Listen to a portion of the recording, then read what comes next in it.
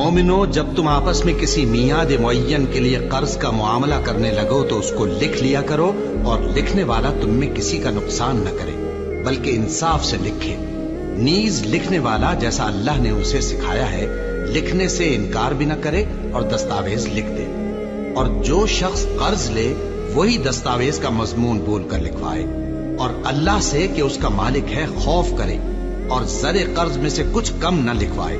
اور اگر قرض لینے والا کم عقل یا ضعیف ہو یا مضمون لکھوانے کی قابلیت نہ رکھتا ہو تو جو اس کا ولی ہو وہ انصاف کے ساتھ مضمون لکھوائے، اور اپنے میں سے 2 مردوں کو ایسے معاملے کے گواہ کر لیا کرو، اور اگر 2 مرد نہ ہوں تو 1 مرد اور 2 عورتیں جن کو تم گواہ پسند کرو کافی ہیں، کہ اگر ان میں سے ایک بھول جائے گی تو دوسری اسے یاد دلا دے گی، اور جب گواہ گواہی کے لیے طلب کیے جائیں تو انکار نہ کریں۔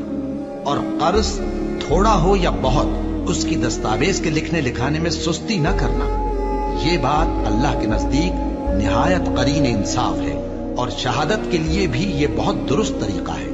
اس سے تم کو کسی طرح کا شک و شبہ بھی نہیں پڑے گا۔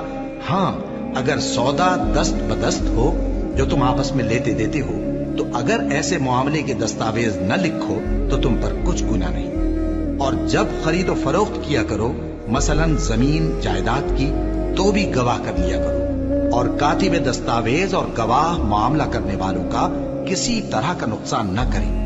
اگر تم لوگ ایسا کرو تو یہ تمہارے لیے گناہ کی بات ہے، اور اللہ سے ڈرو اور دیکھو کہ وہ تم کو کیسی مفید باتیں سکھاتا ہے، اور اللہ ہر چیز سے واقف ہے۔